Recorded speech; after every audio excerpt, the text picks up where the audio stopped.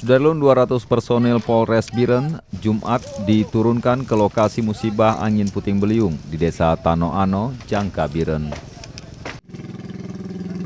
Tim membantu membersihkan rumah dan pondok produksi garam milik warga yang rusak dihantam angin Rabu sore lalu.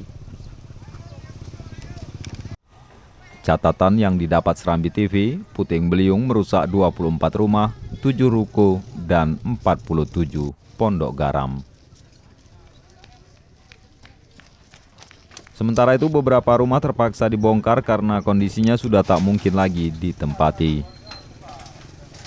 Untuk sementara warga mengungsi ke kompleks kantor kepala desa.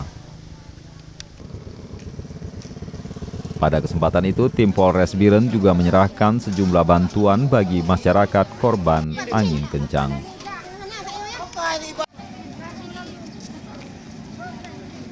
Dari Biren, Yusmandin Idris, Serambi TV.